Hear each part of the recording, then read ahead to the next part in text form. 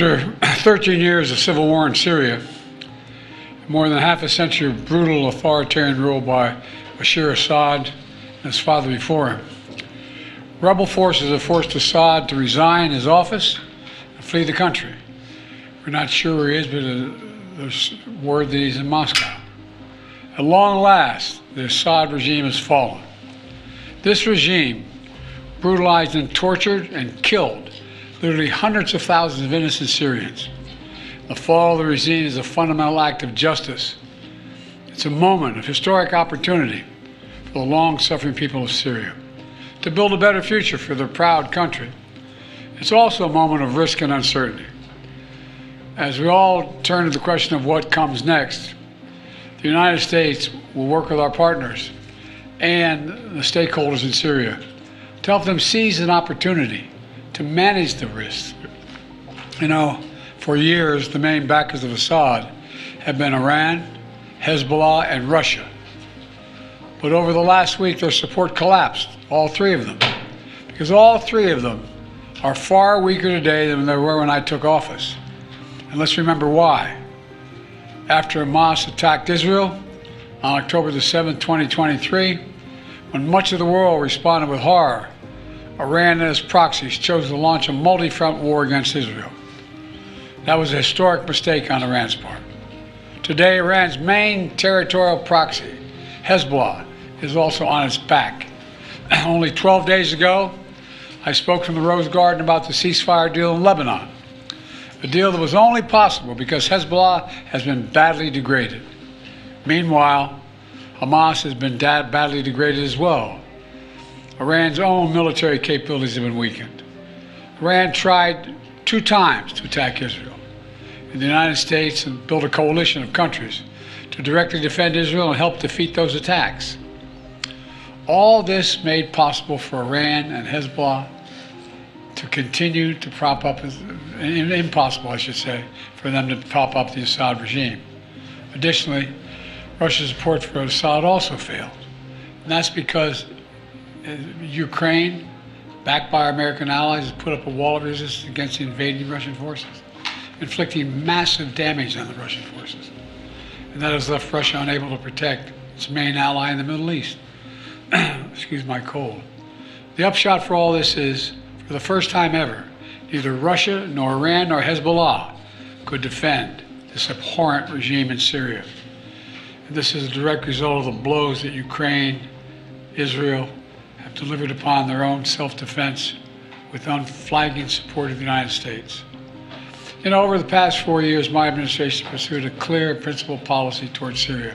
First, we made clear from the start sanctions on Assad would remain in place unless he engaged seriously in a political process to end the civil war, as outlined by the UN Security Council resolution passed in 2015. But Assad refused, so we carried out a comprehensive sanction program against him and all those responsible for atrocities against the Syrian people. Second, we maintained our military presence in Syria, our counter-ISIS, to counter the support of local partners as well on the ground, their partners, never ceding an inch of territory, taking out leaders of ISIS, ensuring that ISIS can never establish a safe haven there again. Third, we've supported Israel's freedom of action against Iranian networks in Syria and against actors aligned with Iran who transported lethal aid to Lebanon. And when necessary, ordered the use of military force against Iranian networks to protect U.S. forces. Our approach has shifted the balance of power in the Middle East. Through this combination of support for our partners, sanctions, and diplomacy, and targeted military force when necessary, we now see new opportunities opening up for the people of Syria and for the entire region. Looking ahead, the United States will do the following. First, we'll support Syria's neighbors, including Jordan, Lebanon, Iraq, and Israel, should any threat arise from Syria during this period of transition. I will speak with leaders of the region in the coming days. I had long discussions with all of our people earlier this morning. And I'll send senior officials from my administration to the region as well. Second, we will help ensure stability in eastern Syria. protecting any personnel, our personnel, against any threats, and will remain our mission against ISIS will be maintained, including the security of detention facilities where ISIS fighters are being held as prisoners. We're clear-eyed about the fact that ISIS will try to take advantage of any vacuum to reestablish its capabilities and to create a safe haven. We will not let that happen. In fact, just today, U.S. forces conducted a dozen of precision strikes, airstrikes, within Syria, targeting ISIS camps and ISIS operatives.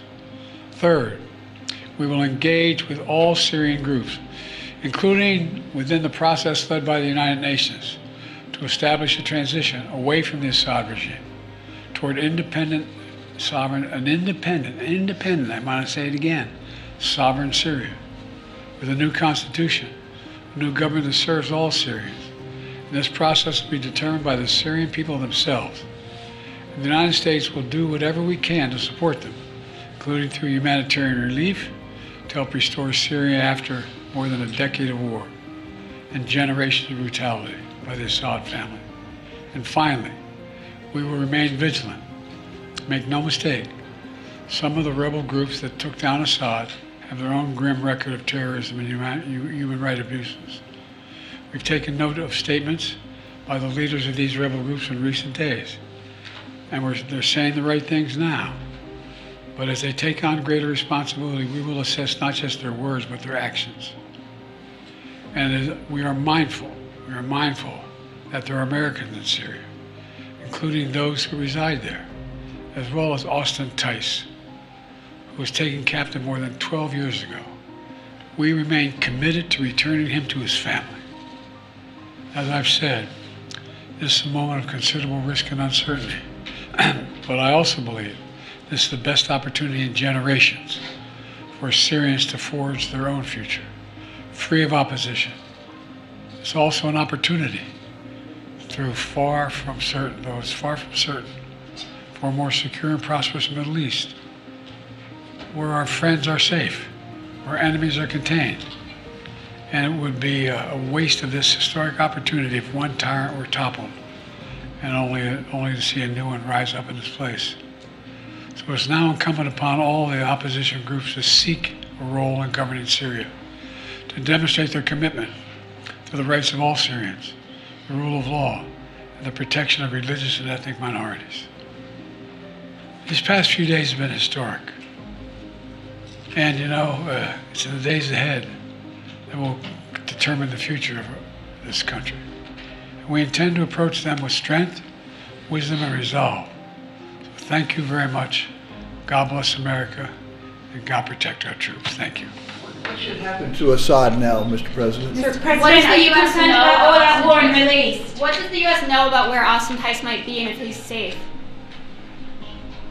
We believe he's alive. We think we can get him back, but we have no direct evidence of that yet. And Assad should be held accountable. Have you directed an operation to go get him, Mr. Mr. President, President? is Assad your Moscow? Get who? Austin Tice. We won't want to get him out. Yes, sir. We have to identify